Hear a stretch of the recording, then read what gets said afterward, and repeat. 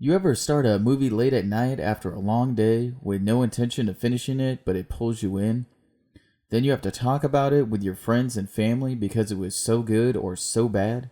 You, my friend, are not alone. Welcome to the Midnight Watch Podcast.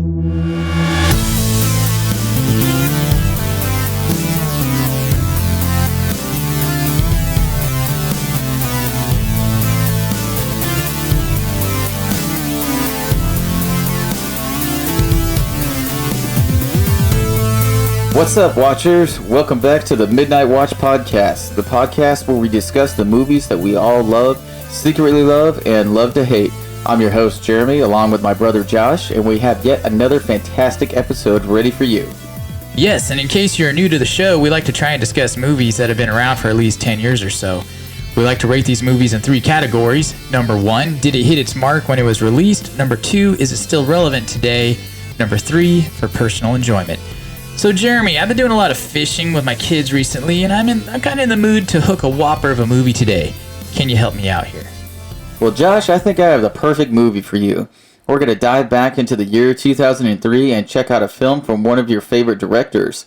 When he's not running the rooftops with a caped crusader, giving haircuts to suburban housewives, or chasing down headless horsemen, he likes to relax down by the sea with the demon barber of Fleet Street and drop a line in the water. I hope everyone is using their favorite rod and reel right now, because today we're hauling in Tim Burton's Big Fish. Hot dang! Whoo, that's a humdinger. Thank you kindly, sir. That reminds me of the line from Oh Brother, Where Art Thou, where he's like, hot That's right, dog, got it's the Soggy Bottom Boys. That's what I'm talking about. That's kind of my inspiration there. Yeah, that was a. We're definitely redoing that movie. I'm adding that to the list. All right, For sure. So this one, I think this one is more special to you regarding this because Tim Burton is one of your favorite directors. And correct me if I'm wrong, but he has been one of your favorite directors for quite some time, right? Oh, yeah. Yeah. Yeah, there's not too many of his movies that I don't think there's any that I hate. There's definitely some that I don't like as much. Mm-hmm. And then there's quite a few that I really, really like. Yeah. I think he definitely, for me, he had a hot streak for quite a while, and then he has seemed to cool off in recent years. But that's me personally, though. Sure. So, yeah. So where were you when you first saw this movie? Like, what was the sitch? Give us the deets. The deets? Well, yes. Honestly, I can't remember. I just... Oh, come on, man. I gave you a great build-up. That was like... It was a soft toss. Here you go. Real easy one for right. you. Where were you? All right. Yeah, I don't remember. I remember when it came out, and I enjoyed it. And it was... I can't think of any memorable... it was the year after I got married, so I probably watched it with my wife. Mm-hmm. A lot of movies before that I would usually rent with my buddy, there's definitely movies that Trinity and I would rent too. This actually might have been one that, it probably was one that we rented together. Oh, that's cool. Yeah. That's kind of funny because I think the first movie that I actually ever watched at your guys' house after you were married was the first Tim Burton Batman movie. Oh, wow. So, yeah, that movie creeped me out. Like, that was a good time. That was one of Trinity's very favorite movies for a long time. It's a good movie, and like it was cool that I was young enough, or I should say had not watched enough movies that I was actually creeped out by it, because now it's like it's good cheesy, but anyways, that's funny. I need to stop reviewing other movies during this podcast. That would be probably a good thing to stop doing. So it's all right. We just like to drop teasers and for people to pick up. Yes, absolutely. All right, so I got a little bit of a story about when I first saw this movie. I saw this movie so I used to go to, when I first really got into movies around probably in high school, I'd go to the theater and just stay at the theater all day and watch movies all day, like every other weekend. So I buy one ticket in the morning and then yeah, buy one. Hop screens all day. Right, exactly. That's classic. Yeah, allegedly. So... Right. You were never caught, so... I was never caught, yeah. So, anyways, yeah, good Christian upbringing. So, But yeah, the first time I saw this though, they had like a huge cardboard cutout, and it said "Big Fish," and it was the front cover that's on the DVD of like the trees, and I was like, that's really weird looking. And I saw it said Tim Burton, and I was like, well, I'll probably definitely check that out. And then I ended up not actually seeing this movie until years later. I think I was just buying movies randomly, and I bought it and I watched it and didn't really think about it too much. It didn't blow me away at the time, but then my wife actually really likes this movie a lot, and so I ended up buying it when I was working at Half Price Books, and they had like a cool special edition, so I bought that. And then yeah, we actually finally watched this movie last week, and I'm excited to talk about it because there's a lot to talk about with this movie. Awesome. Yeah, my family, i.e. my wife and children, also love this movie. It's definitely a family favorite, which I will get into in depth when we discuss it. In fact, my kids really wanted to be a part of this podcast and chip in a little bit. So I have a couple little thoughts from them towards the end of my little review. But we'll get into that in a little bit. So you got any trivia for us? So yeah, let me just coat the entrance of this movie real quick with some information. It was obviously directed by Tim Burton. It was going to be directed by Steven Spielberg, but then he backed out due to working on like 37 movies at the same time. Right, As like that. Beginning to understand, most directors are like that. They constantly have something that they're working on in the pocket. Like right. For one of my favorite directors, Guillermo del Toro, he's like always got 7 projects he's working on, and most of the time, unfortunately, you only see like 1 or 2 of those out of the 7 because he has to move on to budget constraints, times, all that good stuff. Right. So, yeah, let's see what we got here. This movie had a budget of $70 million, and it made a box office worldwide of $123,954,000. So it was definitely... It's not like a runaway hit, but it's a beloved movie. A lot of people have fond memories of this movie. So it's sitting at like 75% somewhat on Rotten Tomatoes. So it got a good reception. So I also wonder if, and I mean, I guess we'll discuss this a little bit more when we're giving it our rating for did it hit its mark. I sort of feel like this movie's been a slow burn as far as popularity goes. People, it's kind of a feel-good movie. It kind of takes you back a little bit when you watch it. So I almost wonder if this movie has gotten more popular in a cult classic kind of way over time. Yeah, we'll definitely dive into that at the end of this, at the end of the podcast, that is. I'm trying to work up new cool words. So, let's see what we got here. I think that's about... I don't have too much actually about the release of this movie. Except, it's based off the book Big Fish, written by Daniel Wallace. Did you get a chance to read it? I didn't. Trinity read this book a while ago, and she was so surprised because she really did not like the book compared to the movie. She thought the movies, I mean, this never happens, but she thought the movie was so much better. In fact, her opinion was she was amazed that Tim Burton was able to find enough to make such an enjoyable movie out of that book. So what did you think about it? I thought the same thing about Twilight, actually. No, I'm just kidding. I thought for sure you were going to say The Matrix. But yeah, the movie is better than the book, yes. I totally agree with her, because I read this book, actually, like the night after I watched the movie. It's not a long book. It's a pretty fast read. And it is literally a bunch of short stories with a little bit of a linear plot of the main character talking to his dad when his dad's on his deathbed. And this is where, unlike last episode where we were dogging on the screenwriter for The Patriot, we just felt like he bit off a little bit more than he could chew. This one is the opposite. Like, massive props to John August, the screenplay writer of this. I would almost say he should get a credit as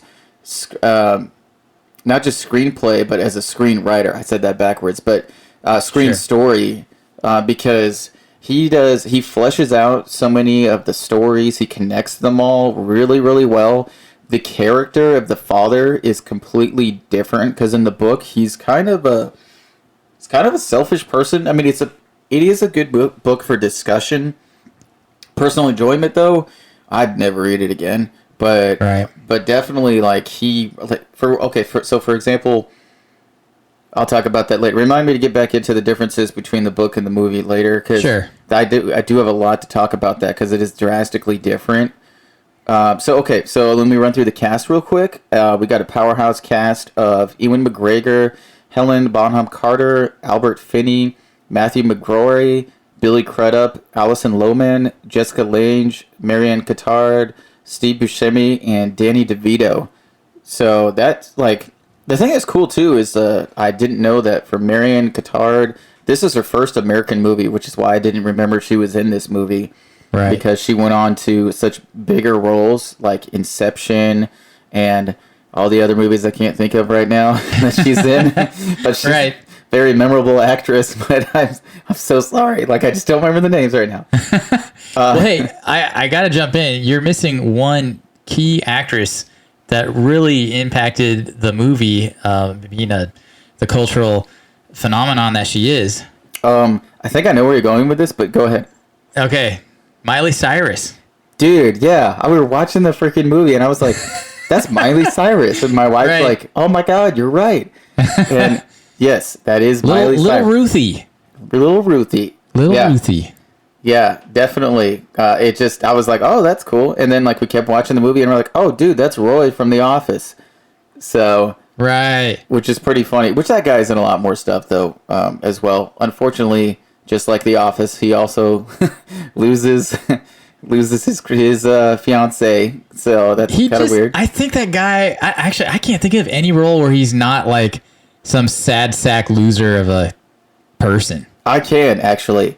Yeah? Shout out to, gosh dang it, I just forgot his name because I'm that big of a fan. I'm just kidding. Okay, shout out to Michael Bay. Not a big fan of a lot of his movies, but if you watch the movie 13 Hours, which is a phenomenal movie, and oh yeah, he is in that one. He's actually in that movie along with Jim from The Office, and he just plays like a regular soldier in that, and fantastic job. That is a sweet movie right there. Like, that is the least Michael Bay movie that I can say, and that is a tribute to Michael Bay right there. Like, it's great. Right, film. That he was able to un-Michael Bay his film. Yeah, I think it's because he took it serious. I enjoy it when directors try to do something totally different from their normal, like, shtick. And with that one, it was not a big blockbuster of a movie. It's based off a true tragedy of a story. Right. And fantastic film, though. Anyways. Yeah, so Roy from The Office, I apologize. You were awesome in that movie, because I do love that movie. It's amazing. So, all right. We're batting 1,000 on movies we can't remember and actors we can't recall either. Yes, if you guys are doing a drinking game, start it with that, because that might be a new trend. Hey, that guy from that movie. Yeah. Right. I love his acting. We forget names. Yes. It's along with mispronouncing them. Yeah, forget or mispronounce. What's worse? You can decide. Right. Let us know in the comments. Or just don't end up in the hospital with alcohol poisoning, please. All right. I think that's about it. I got a lot of other trivia that we'll go into as we talk through the movie. Okay, that sounds good. Well, I'm gonna jump into the synopsis then.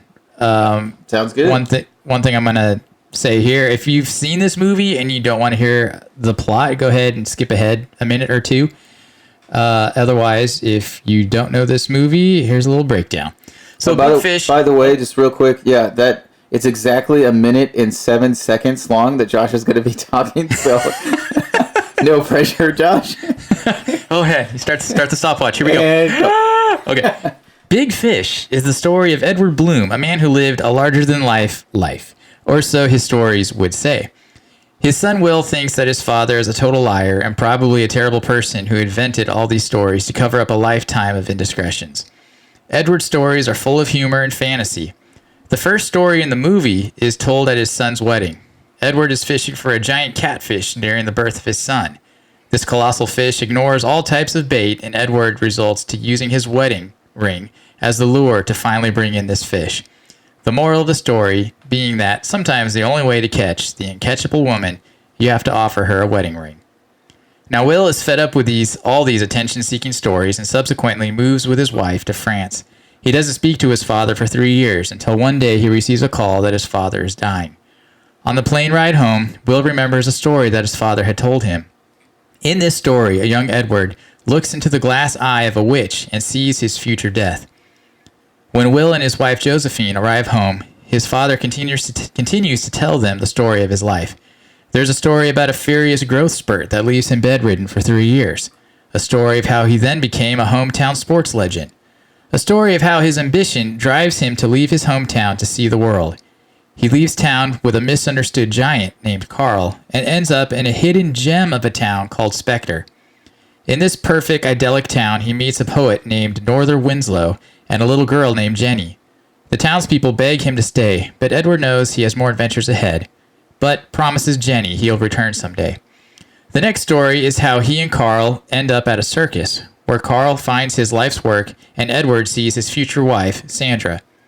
Edward ends up working for the circus owner, who knows Sandra's father and pays Edward's wages with information about who Sandra is and what she likes. The subsequent stories include Edward's courtship of Sandra, marriage proposal, being drafted into the army for the Korean War, his time in the army, and when he returns home. The next set of stories involve his time as a traveling salesman. He also runs into the poet Northern Winslow and is sucked into robbing a bank. He also finds his way back to the town of Spectre, which has fallen on hard times. He rescues the town and developed a close friendship with the little girl Jenny, who's now grown up. When Jenny tries to take the relationship to the romantic level, Edward gently shuts her down, telling her that his wife Sandra is the only woman for him. That's the last time he sees her. At this time in the movie, Will has been investigating the events of his father's life and finds out about Jenny. Thinking she and his father had an affair, he tracks her down. Jenny sets the record straight, and Will starts to believe that his father was actually a good man. When Will returns home after seeing Jenny, he discovers that his father has had a stroke and is in the hospital in a coma. His mother says her goodbyes to his father, and then Will sits by his father's bedside, waiting for him to wake up or to pass. Miraculously, Edward wakes up and asks Will to tell him the final story of his life. Through tears, Will tells his father of their imagined daring escape from the hospital to the nearby river, where everyone from Edward's past is there to see him off. Will takes Edward into the river, where Edward transforms into a giant catfish and swims away. Edward is satisfied with this and passes peacefully. At the funeral, Will is shocked to see the real-life versions of all the characters in his father's stories come to pay their respects and tell their own stories involving Edward. Will is comforted and relieved to finally know what kind of man his father was and the impact he had on everyone he came into contact with. Man, there you go. I don't know how you did it. That was exactly 1 minute and 7 seconds. Oh my goodness. Yes. No, don't look at the clock. That was amazing. All right. So, yeah, and I only tripped over my tongue a handful of times. Right. That was actually pretty. That was almost as interesting as the movie. It was pretty good. Don't say that, man. No one's gonna watch the movie now. Oh, dang it! All right, sorry, Tim Burton. All your hard work. Screw it. The movie came out in 2003, so they made their money. So I just okay. So I just want to jump in right now. This is one thing I do remember from the movie clearly that I really thought was hilarious, and it's probably one of the funniest part of the movie, is when Edward is working at the circus and he's trying to find information about the woman he loves, and Danny DeVito's like, she likes daffodils, and then he's like, looks up in the air and he's like, daffodils, and then they have that scene with him cleaning up after the elephants, and the elephant takes a crap like right next to him, right. And he's just looking off into space, and he's all happy, and he's like, daffodils, like that was totally like the elephant was about to start pooping, and they were like, no, roll the tape, right. So he just acted, and they kept it in the movie. So one thing I was going to say about British actors, namely Ewan McGregor and Helena Bonham Carter, who are prominently featured in this movie. Ewan McGregor, who plays the younger version of Edward. British people do the best Southern accents. They are so good. I mean, they're almost better than real Southerners. It's incredible. So, not to shoot you down, but I think Ewan McGregor is Scottish, actually. And along with potato. Don't shoot me! Along with Albert Finney, I think both of them are actually Scottish. So, yeah. So, but anyways, I totally agree, though. Actors from the United Kingdom. Yes, fantastic. Same. I mean, there's so many actors that are non-American that have fabulous American accents. Not Jason Statham, but like Hugh Jackman and lots of other actors. Yeah, yeah, really good. lots of other actors. Yes, yes, in the world. Yeah, Robert Downey Jr. No, I'm just kidding. He has an amazing American accent. Amazing, flawless accent. So one thing I wanted to jump into at the beginning of this movie, this is where this particular movie is super special to me and to my wife, to my 2 daughters.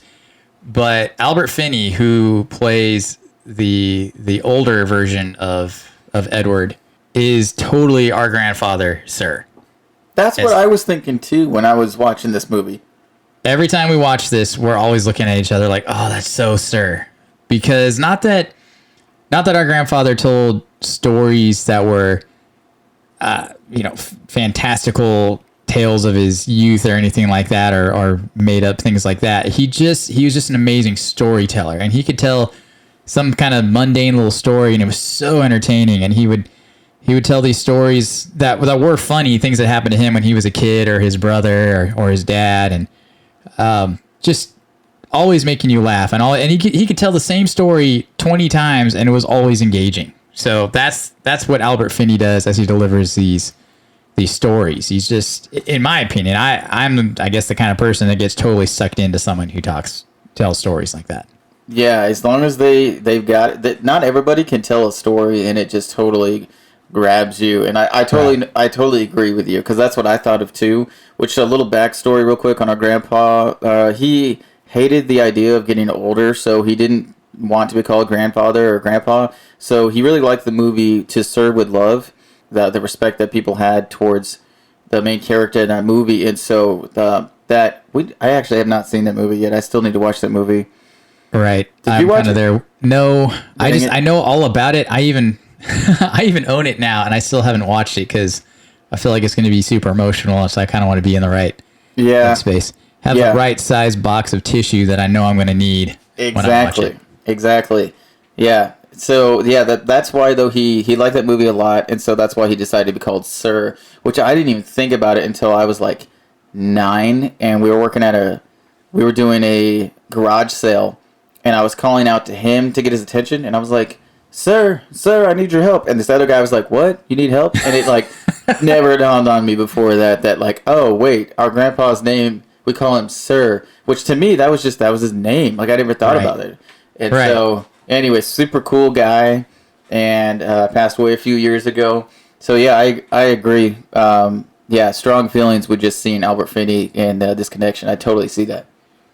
So yeah, that definitely, every time my family watches this, we're always in tears. And I mean, I think we would have been in tears. Well, actually, I don't know. Since he passed, I mean, we probably would have before he passed, but definitely since he's passed, and we miss him still. And it's a beautiful story, and it definitely encapsulates a lot of who our grandfather was. So, I love a good yarn. I love a good storyteller. A good storyteller is priceless, I think. Yes, he was. He didn't sing, but I'd call him a bard for sure, because he was a good storyteller. Sure. I think Tim Burton's storybook Americana really sucks you in. And this movie in particular had a very kind of Norman Rockwell kind of vibe to a lot of it. Yeah, correct me if I'm wrong, but I feel like Tim Burton is normally really inspired by like the early German Gothic atmosphere in a lot of his movies. Mm-hmm. Like especially early, like right when the movies first started coming around in the early 1900s. And this movie, though, scenes of it are Tim Burton-ish to me, but this feels like the least Tim Burton-ish movie out of all the movies I've seen that he's done. Mm-hmm. What do you think? I think that's fair. I think it still has a strong Tim Burton vibe, but I see what you mean. I can get down with that.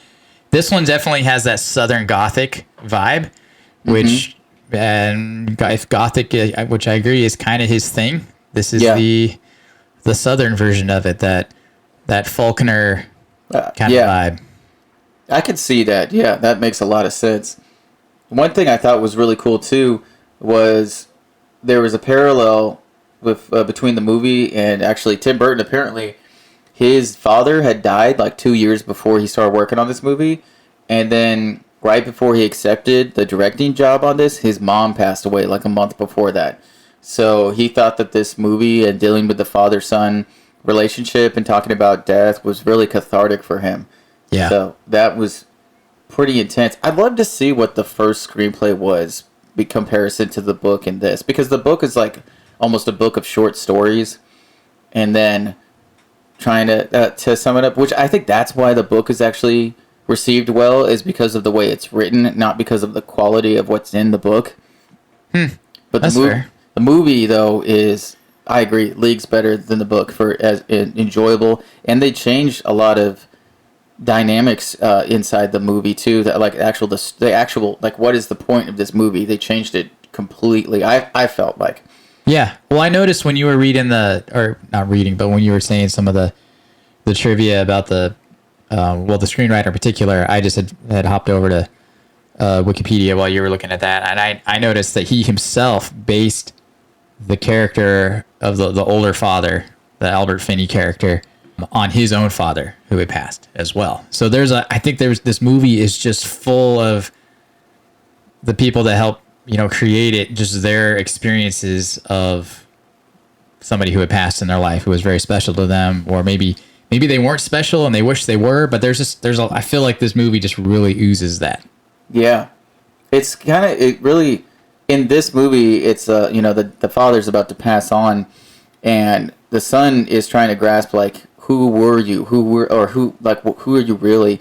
Because, when you grow up, you don't ever think about your parents as actually being people with their own lives and dreams and things like that, and hopes and desires. They're just your parents, because Right. your life revolves around you, That's like, anyways. And so now with me getting ready for my wife and I expecting our first child, I've been starting to have conversations with my dad about like what was he thinking and feeling when he was first starting to have kids. And so just watching this movie and starting to cut through like your own memories of what was going on at the time when you were childhood, and then asking and seeing your parents or your grandparents' view on different things when you were a kid and you didn't understand anything. Just seeing what was going on in that world was really interesting to me with that parallel. Yeah. And it kind of goes beyond that, where this was a character, and this kind of is going to end up again in my final thought for the movie, but this is somebody who their parent, kind of like our grandfather, Sir, kind of the life of the party. Anytime there was a group of people, he would just start talking, and then he's the center of attention. Not always. It could be in a selfish way. You said in the book he's kind of a selfish man, and I don't know that storytellers are always that way. Martin Short, the actor Martin Short, comedian, seems that way too. And I've read articles about him to where when he walks into a room, he just starts talking, and then everybody's just surrounding him, and he's just the life of the party. So I think it can be hard as a kid to really know who your parent is, because maybe they just are always talking about themselves in a funny anecdotal kind of way to people around them, or so that can be hard to really know. And that's this character. That's what he struggles with. Who were you really? I just know all these crazy tales, but what really happened? Yeah. Speaking of, and maybe you were going to bring this up. I don't want to steal your thunder on this. I guess I get to steal your thunder. You should. Actually, I was going to bring that up. Let me talk. No, I'm just kidding. Go ahead. So when he gets to the town of Spectre, and he's walking up the main street, and there's a banjo player playing. Oh no, I know where you're going with this. Playing dueling banjos. Yes. On the banjo. Ding ding ding ding ding ding ding ding. You're right. That is Steve Martin. It's pretty awesome. No. Oh. That is the kid, the banjo player from the movie Deliverance, which that song is popularized for. That kid, he was just a goofy looking kid. Yeah. That got cast to play that role of the inbred looking hillbilly kid in Deliverance. And then he totally had a cameo in this one. Let's see, that movie came out, what? John Borman made that movie in, 82? Was it earlier than that? Was it the 70s? I thought it was in the 70s, but here we are guessing again. God's sakes, Lord. We need to fire our people researchers our are terrible. researchers. Yeah, they're freaking horrible. Yeah, Jerry, you're out of here. Forget you, man. No, you can't take the typewriter. Okay, let's see. Yeah, that's pretty cool. I was surprised at that when I read that. That was pretty awesome. Let's see what else. Let's do some info drop real quick because let's see what we got here. Eddie Vedder. This is just a random note here. Composed the song "Man of the Hour." That's the song in the credits. Eddie Vedder is the main singer of Pearl Jam, and he did a wonderful soundtrack, by the way, to the movie Into the Wild. That is a phenomenal soundtrack. That's a great movie. I gotta look that one up, see if we can cover that one. Yeah, I think that was a great book too. It was fantastic. That book really affected me, actually. Yeah. And I think it came out in 2008, something like that. So I think we can do that one. Anyways, great soundtrack. Check it out. But this song, though, is awesome as well. Let's see what we got here. Got a couple extra things here. The movie, they filmed the entire movie in Alabama, actually. Yeah. They didn't film at Auburn because the people at Auburn wanted to read the script before they filmed, and they couldn't get a finished project to them before they needed to start filming, so they filmed at a different university, who I have just cleverly forgotten. And let's see. I think. Oh, did you know this movie was made into a Broadway musical?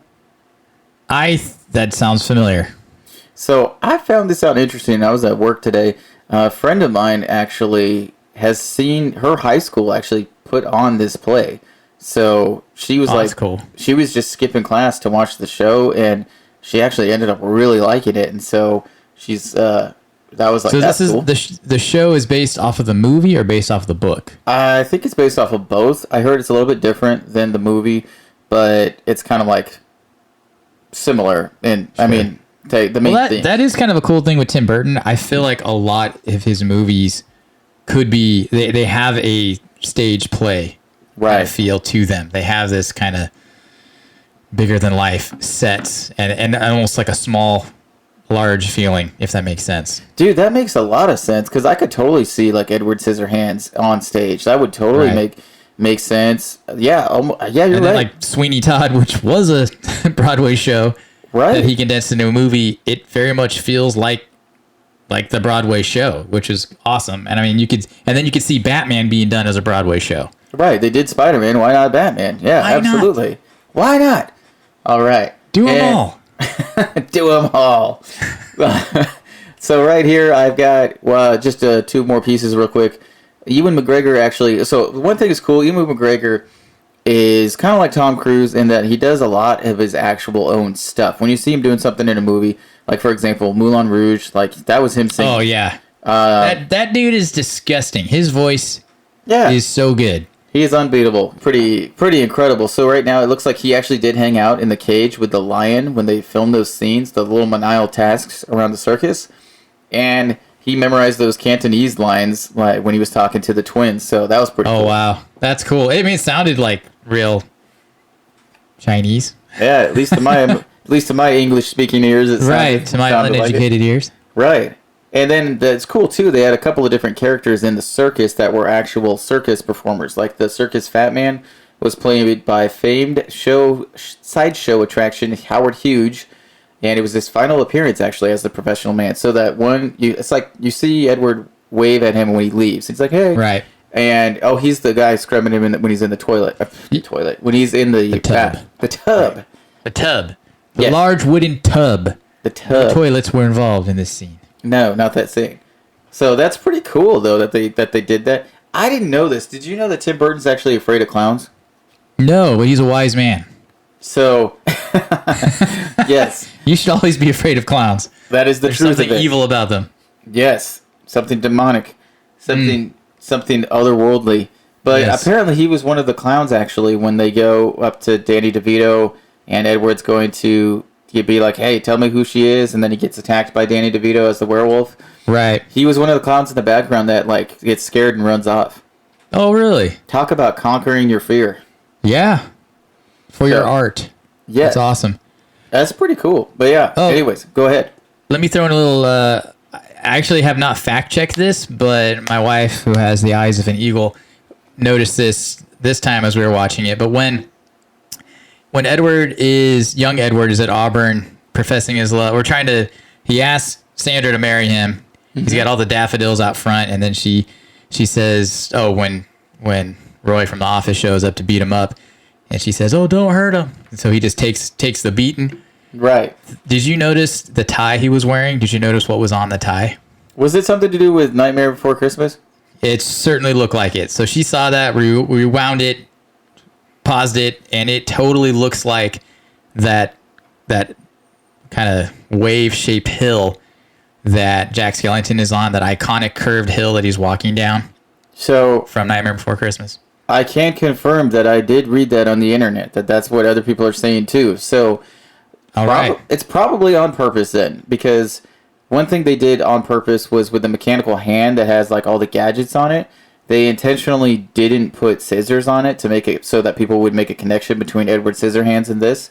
So nice. Since Tim Burton is that meticulous with small details, it's probably they did it on purpose. Right. It seemed too perfect to be coincidental. Right. One thing also, kind of jumping off that topic a bit. So this movie reminded me of another movie that involves a couple of old guys telling stories, and that would be the movie Secondhand Lions. Oh, yes. Which it's a kid's movie, but that's another one that, once again, it's got a couple of old dudes that remind me of our grandfather, and it just, I love that movie as well. That one has, oh my gosh. Robert Duvall and Michael Caine? Yes. Yes. Nailed it. There you go. Yeah, bro. In for the save. You the man. Tag out. I was about to and I had their names in my head, and as soon as I was to say it, then they're gone. Another English actor that has a tremendous Southern accent. Oh, he's so good. Little side note trivia real quick. That's the first movie I actually saw Michael Caine in when I was younger, so I did not know he was British. Really? Yeah. Man, he's so good. He also does a killer New England accent, as in the Cider House Rules.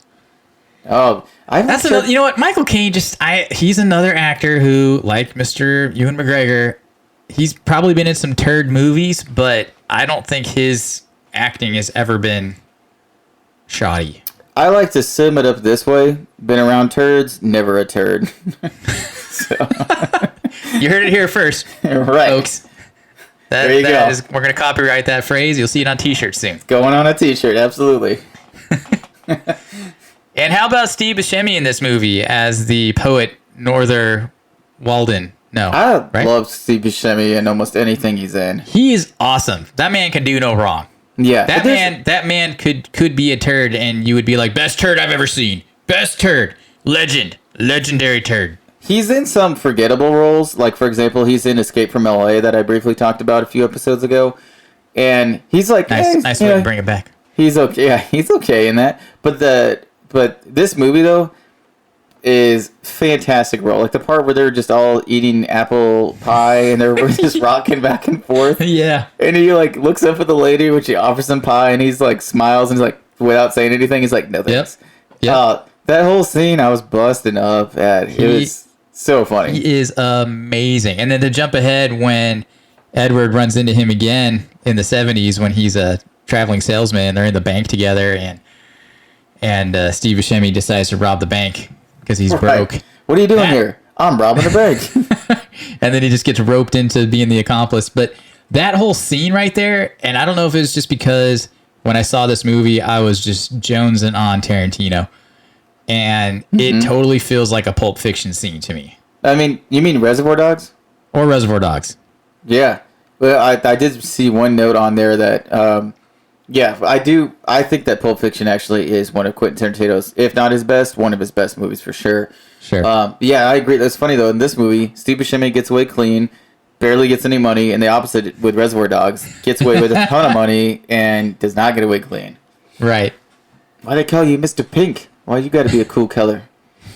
I think I just butchered that line. I think it's Mr. That's Yellow. okay. Anywho. That's okay. Love that movie. Yes. But yeah. But that scene, the first time I saw the movie, even I vividly remember just being like, oh, this is so cool. It's totally like Reservoir Dogs or Pulp Fiction. It just had that early Tarantino vibe to it. And I don't know if that was Buscemi being, just vibing on that as well. I don't know, but it was great. Right. Oh, total throwback to The Patriot. Man, I'm just doing it's a throwback Wednesday apparently. Yeah, nice. So the part where Gabriel shoots Tavington, and then like he walks over there slowly to finish him off, and Tavington kills him. Yes. Spoiler alert. When we're walking when he's walking over there, my wife is like, double tap. She's like, you always shoot more than once.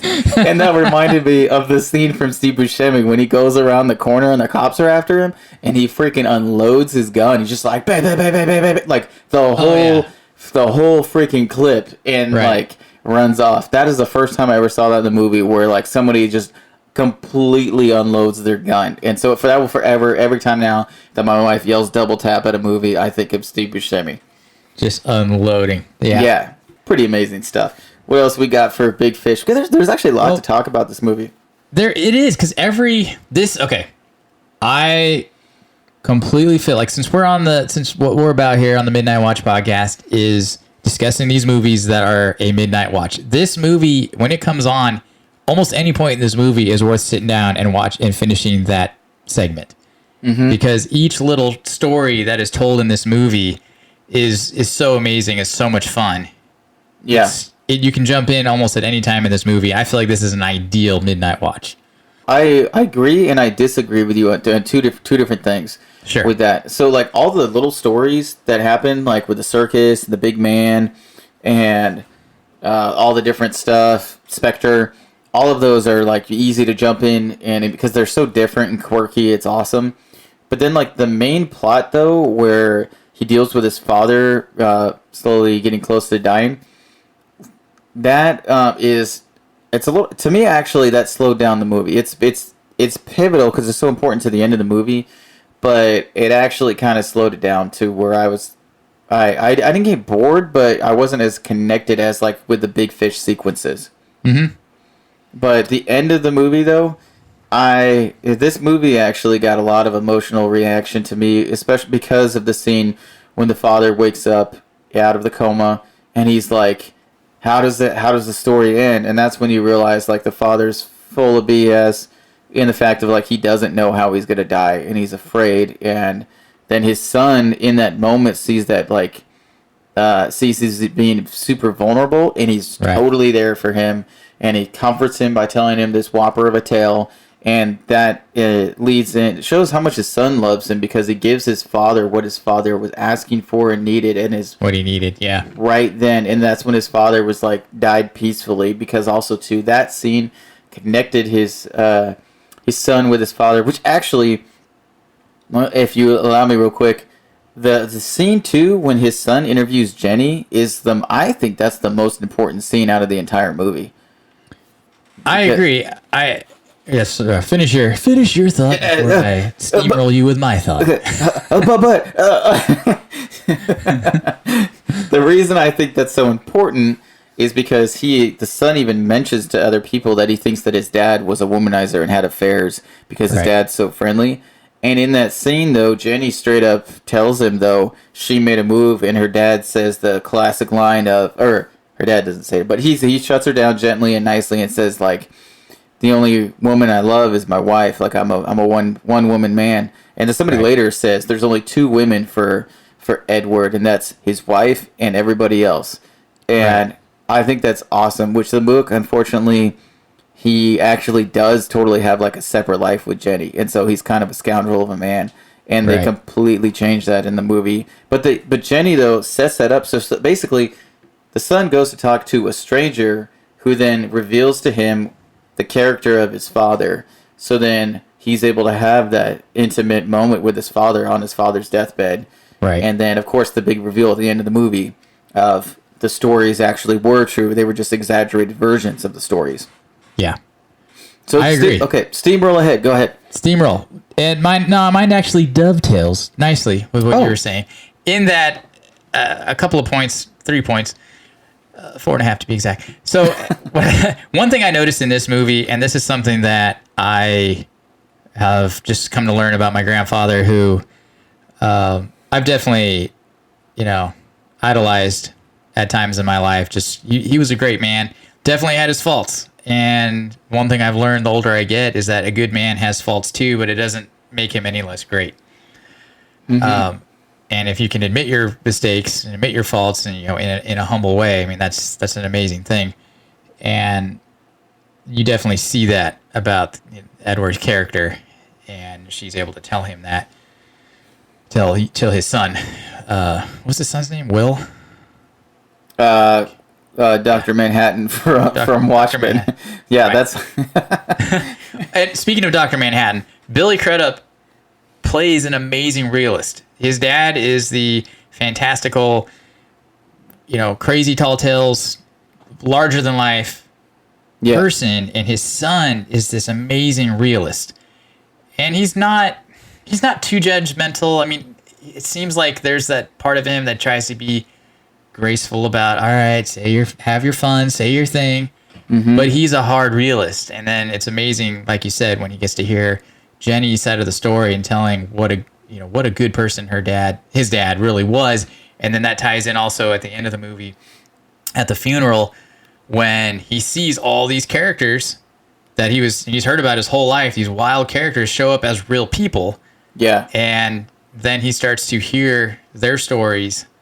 I mean, it's kind of implied, but he's seeing that, wow, my father really positively impacted all these people. He was a good man. Yes.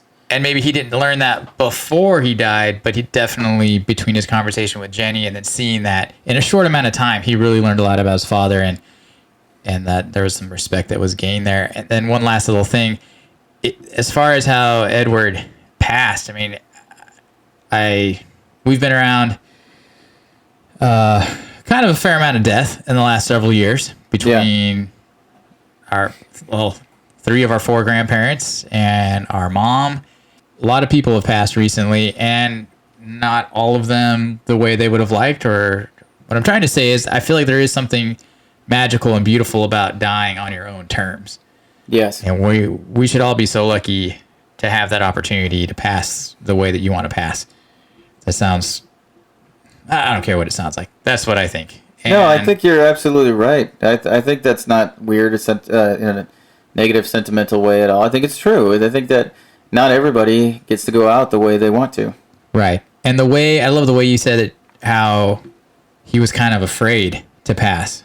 And the way that his son was able to pick him up in his weakest moment and carry him, metaphorically and in the story that he tells to his father, he carries him down into the river and releases him. He totally ties up the end of his father's life in a nice tidy bow, just the way that his father had lived his life, at least in the story. So you see that relief in his father's eyes when he passes, and that there is that love for his son and that peace. So yes, that's pretty amazing. It's really cool. I just thought about this right now. Do they ever show Edward's parents in the movie? They do. In the hospital, I think, when he's born. Oh yeah, right. I forgot about that. And he squirts out and goes sliding down the hall. That awesome song that's kicking in. So to rain on the parade of this episode, because I'm not a realist, but I got to be the realist in this episode right now. So the book comparison to movie, the end sequence when he tells his dad like how that ends, like that's different. It's not as big. It definitely more entails that his father is turning into a fish as he's taking him to the river. So that's pretty cool. But then like all the people that looking at him is different. There's no circus in this movie, in the book. There's a couple sentences about how his father had traveled all over the world, but there's no sequences where he's overseas and he meets the two twins and he gets away with espionage. What else is there? It's really downplayed his relationship with the giant. Well, the first time he goes to Spectre is actually, I don't believe it's even Spectre. It's just another town that's like sucking people in, and Steve Buscemi's character gets a 1 to 2 sentence mention in the stories, and that's it. There's no bank robbery. When he's a salesman and he's selling the mechanical arm with all the what's-a-do's it's on it. Yeah, that's not in the story either. So all of the classic lines, I would say 90% of the amazing one-liners from this movie are not in the book. So I give massive, massive credit to the charm of this movie being John August adapting Daniel Wallace's book. Sure. So Daniel Wallace is in the movie, though. He is actually the teacher at the school that Edward's love is. She's at one of the classes that shows her. The teacher right. And he's doing the slide projector. Okay. Yeah, that's Daniel Wallace. So Daniel Wallace was actually on set during this, and he got to play cricket with Ewan McGregor and Albert Finney, and he had a lot of fun doing that. So he had a really good experience. So I'm happy for him that he did. That's very cool. Yeah. Well, good stories last forever. That's kind of what I took from it and what I take from our grandfather's life. I guess we got to dedicate this episode to Sir. Yeah, we really should. So this one's for you, sir. There we go. To Sir with love. To Sir with love. Another thing about the character of Edward from the position of his son's point of view is when I was talking about him kind of being self-centered, the book does provoke thoughts of someone trying to find meaning in their own life as they're going through life, specifically as they start to get older and they start realizing that life is really not about them, that they are a small, minor character in the big scheme of life. Yeah. And so Edward's character is definitely, that's why he's making the big fish stories. That's why he always feels tired when he comes home. Like, he loves his wife, he loves his son, but he can't wait to leave and go on more adventures in the book. And in the movie, they change his character drastically, where he is madly in love with his wife. She's always been the only one for him. That it's like movie magic, like the scene where everything freezes in the circus. I love that scene. It's a great scene. So much fun. Not in the book. So, yeah, most of the scenes that I really like about this movie are not in the book. So, right. Yeah, but they completely change his character. He is 100% only in love with his wife. And the one thing that I did like about the book, though, is he does care for his son a fair amount. His wife is a minor character in the book, and his son, though, is definitely, he does definitely care for his son. So they do have the father-son dynamic. That is the main thing that the book is about. But the movie, they stretch his character so you can tell, like, they got that classic scene in the bathroom when he's, like, chilling in the bathtub and his wife comes in. And they have that conversation. He's all like, I was drying out. And then she, like, gets in the bathtub with him fully clothed. And they just have this. It's a really sweet, romantic scene of, like, them, an older couple. And they're still madly in love romantically. At the end of their life together. Yeah, props to Jessica Lange. She's amazing in this movie. And she doesn't have a whole lot of parts, but she definitely shines in the few scenes that you see her. Yeah. Now, everybody, I would definitely say, is very well cast in this movie, because the small characters, like, for example, Danny DeVito normally kind of steals the show when he's in a scene, and he doesn't in this movie. And that's credit to him, because he doesn't play a crazy, quirky, crazy character like when he's the Penguin and stuff like that. He plays this guy who just seems like a real dude who's, I mean, he's got some funny lines in it, you know. Sure, he's definitely a quirky character, but he's a hustler just trying to make a living. Yeah. Do you know what indentured service means? Indentured servitude. Servitude. Like, that's great. You're right. Sign this. Sign here. But yeah, but the characters are great. And this movie, though, did really help Ewan McGregor to really start to flesh out him as a character actor, which is awesome, because he was Obi-Wan in Star Wars a couple years before. And I don't remember when Down with Love came out and a couple other movies around that time. But yeah, it was around that time, but I mean, the biggest one before then would have been Trainspotting. That was, 96? And I think that's the movie that brought him over to America. Yeah, that's the one that definitely put him on the radar. Yeah. But the one that definitely, like, put him out there was, Obi-Wan. That was huge. Yes. Which, by the way, I still think he was perfectly cast as the young Obi-Wan. Sure. It also also forward to that season coming out with him on, or the show rather, on Disney Plus. Dude, for real, I am so psyched about that. But bringing it back around. Yes, so I wanted to add to what you were saying about how Edward, his stories might have been a little bit based out of his lack of, not confidence, but just what have you accomplished in life and whatnot. But one thing that I felt looking at his character as the traveling salesman who's gone all the time, because the son even mentions it, that, my dad was gone all the time traveling and missed a lot of my life. But I sort of felt like Edward telling these stories to his son was almost like its own act of love towards his son. He worked hard for his family. He's gone a lot, and being a traveling salesman, you might see a lot of people and meet a lot of people, but it might not be the most interesting line of work to your kid, especially selling a knick-knacky tool thing, Right. But when Edward was around, he would leave his son with these, exciting tall tales of his adventures, and it was like a gift for his son, something for Will to hold on to until he was back again. And, not all gifts are perfect, but the morals and characters of the stories were true. But as a kid, at the same time, you might only remember the fantastic part of them. And then also, this is kind of like what we were talking about earlier in the show, that if your father is always the life of the party and the center of attention, you might feel left out and overshadowed all the time. And that can kind of mess with your confidence too a little bit. So even though it seemed like this was a gift from a father to a son, trying to leave something with him while he was gone, it kind of backfired on him a little bit too, which that happens with our kids. We try to do good things for our kids and we screw it up. And then my last thought was this was kind of a heavy part of a thought that I had as we watched this movie, me and my family. But Will's 11th hour reconciliation with his father is such a beautiful thing. And in real life, not all of us are so lucky. We don't always get to say the perfect goodbye to our loved ones. Sometimes they pass suddenly. Sometimes there's a lot of unresolved questions and hurtful actions. Sometimes we don't find out, who that person really was until after they're gone. And sometimes not even then. Sometimes we discover that they weren't who we thought they were, and it's not a positive, happy thing. And then you have to learn to accept this and forgive them, and that can take, a lifetime of its own.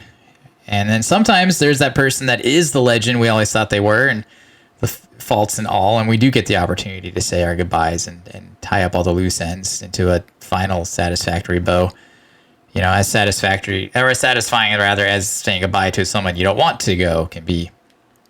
But I don't know how often that happens, or we get that perfect goodbye and then they go.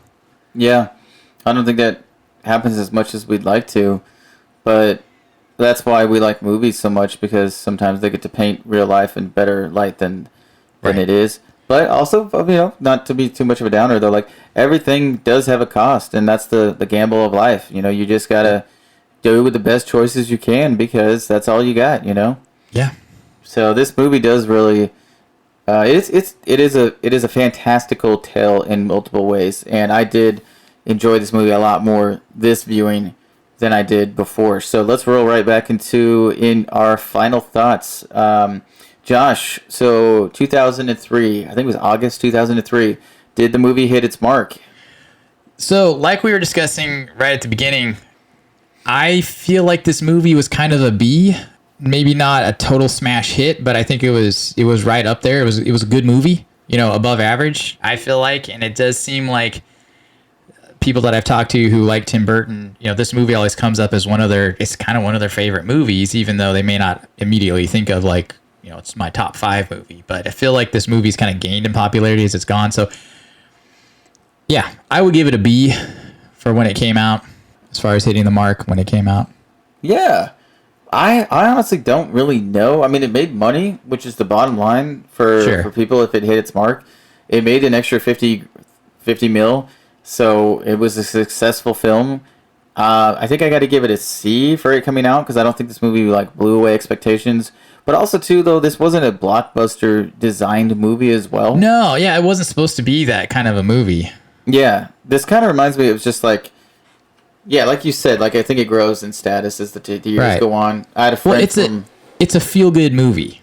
Yeah, I had a friend from Half Price Books where when I was buying the movie, and he was like, dude, anytime I watch the movie, I just freaking bawl because of my relationship with my father. And so I was like, I thought that was pretty cool, actually, hearing that story from him while he was talking about, because the movies that emotionally affect you are so individual, and it's such a special thing when you get to share emotions with somebody else through a shared experience. And some movies do give us a lot of those shared experiences. Right. And that's where also, as far as how we perceive these movies now and also our personal enjoyment of these movies, how, like, even how we're rating them. Yeah. It's so individualistic. It's hard to... That's why there's certain movies that people love to death, and even though maybe if you took a poll, most people would be like, eh. But for some people, that is their movie. That's why we find it's the their critics, masterpiece. Yeah, that's why we find the critics that we love and we follow them, because it's life is definitely a lot more enjoyable when you share life with other people. So Right. opinions are fun. So what do you think? Do you think it hits the mark now? Has it aged well? Is it a good movie now? Yeah, I definitely think this movie is definitely aged very well. I agree with what you were saying earlier. I think it's great. It's a low key cult classic, because I don't think of this movie when I think of Tim Burton movies. But whenever somebody mentions it, I never hear anybody where they're like, "Oh, that turd of a film." Yeah, no, like everybody's like, "Oh yeah, I like that movie," or "Oh, I love that movie." Like it's a low key classic. Sure. So I give it a B for is it still relevant today? Because it's got a timeless story. Sure. So yeah, I give it a B. What about you? Man, I'm going all in on this one, man. I do fully believe this movie's still relevant. That story of reconciliation, I think is 100% relevant today. Me personally, this is definitely a midnight watch for me. Watchable at any moment. I gotta give this one an A, man. Ooh, man, first A of the year for Brother Josh right there. Yeah. So here we are, episode 6. What is this? 6. Episode 6. And I believe our first A. First A for Josh. There we go. You heard it, everybody. Check it out. Big Fish. For me, I gotta say, This is personal enjoyment, right?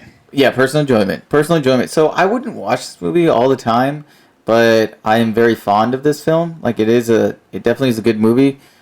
Just to be honest, I think I gotta give it a C plus in this movie, because like it's a great film.